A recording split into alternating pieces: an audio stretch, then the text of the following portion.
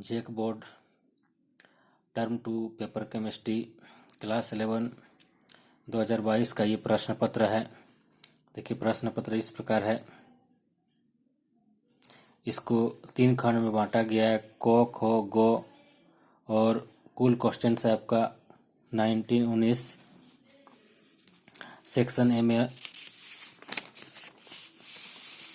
ए में देखिए क्वेश्चन है 1 से लेकर के 6 तक। फिर देखिए आपका क्वेश्चन है 8 से लेकर के 10 तक। फिर क्वेश्चन है देखिए आपका 11 से लेकर के 13 तक।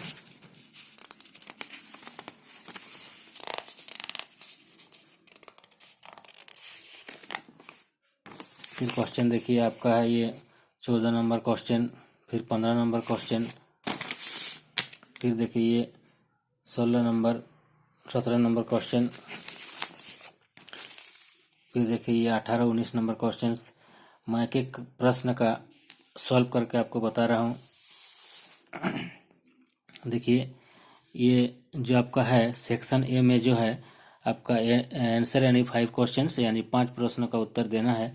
देखिए पहला क्वेश्चन है आपका draw the Lewis dot structure of N2 CO molecules.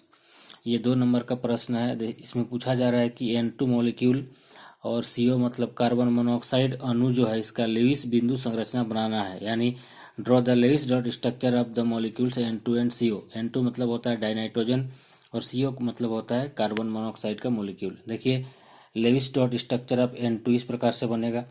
सबसे पहले हमको पता करना है कि ये जो N2 है इसमें टोटल वैलेंस इलेक्ट्रॉन कितना है। Total number of valence electrons of N2 molecule is 5 × 2 = 10। हम जानते हैं कि नाइट्रोजन का परमाणु संख्या एटॉमिक नंबर कितना होता है, 7 होता है। जब उसका सेल का वर्गीकरण करेंगे तो 2 और 5 होगा, यानी बाहर में कितना रहेगा, 5 इलेक्ट्रॉन रहेगा। उसको बोलते हैं वैलेंस इलेक्ट्रॉन। यहाँ पर देखिए N2 मतलब क्या, N2 जो है आपका नाइट्रोजन का परमाणु की संख्या 2 है, तो टोटल नंबर ऑफ इलेक्ट्रॉन कितना होगा, 5 × 2 = 10 इलेक्ट्रॉन हो जाएगा।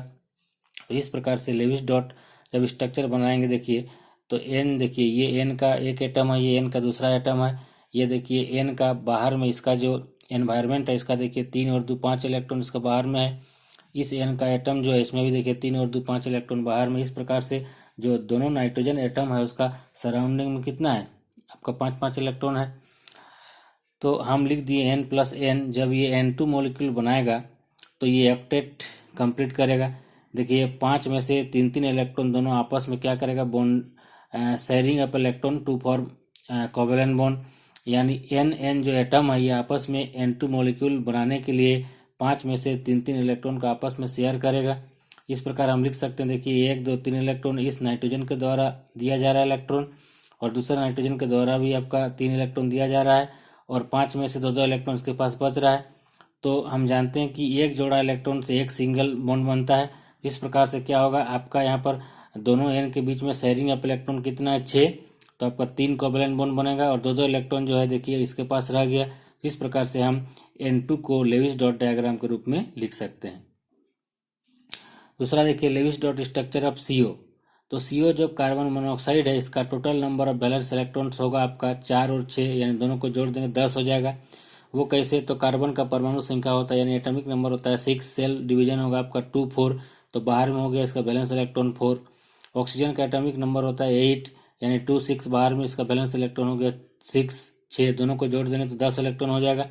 यानी टोटल जो है इस CO मॉलिक्यूल में जो टोटल वैलेंस इलेक्ट्रॉन है वो 10 है। इसी 10 मॉलिक्यूल से वो शेयरिंग ऑफ इलेक्ट्रॉन करेगा। तो देखिए ये C और O के बीच देखिए C जो है इसके बाहर में 2 और 2 4 वैलेंस इलेक्ट्रॉन है, और ऑक्सीजन के बाहर में 2 2 4 2 6 इलेक्ट्रॉन है। तो जब ये आपस में कोवेलेंट बॉन्ड बनाएगा तो आपका क्या होगा, कार्बन का 4 में से 2 इलेक्ट्रॉन भाग लेगा और ऑक्सीजन का 6 में से 4 इलेक्ट्रॉन भाग लेगा। इस प्रकार से C और O के बीच में आपका 3-3 जो 6 कोवेलेंट बॉन्ड बनाने के इलेक्ट्रॉन शेयर हो जाएंगे, और 2 इलेक्ट्रॉन ऑक्सीजन के पास रहेगा, 2 इलेक्ट्रॉन कार्बन के पास रहेगा। तो इस प्रकार से हम कार्बन और ऑक्सीजन के बीच क्या कर सकते हैं, आपका ट्रिपल बॉन्ड बना सकते हैं, और कार्बन के पास 2 इलेक्ट्रॉन रहेगा, ऑक्सीजन के पास 2 इलेक्ट्रॉन रहेगा। यानी इस प्रकार से देखिए ऑक्टेट, कार्बन का भी ऑक्टेट कंप्लीट होगा, ऑक्सीजन का भी ऑक्टेट कंप्लीट होगा। इस प्रकार से दोनों का ऑक्टेट कंप्लीट होने के बाद 2-2 इलेक्ट्रॉन एनवायरनमेंट में बचा हुआ रहेगा। इसको हम इस प्रकार से एरो के रूप में भी दिखा सकते हैं, क्योंकि आपका जो कार्बन का ऑक्टेट हो रहा है इसमें से 2 ऑक्सीजन डायरेक्ट कार्बन को दे रहा है, तो इस प्रकार से या तो इस प्रकार ट्रिपल बॉन्ड बना सकते हैं या 2 सिंगल बॉन्ड और एक कोऑर्डिनेट बॉन्ड।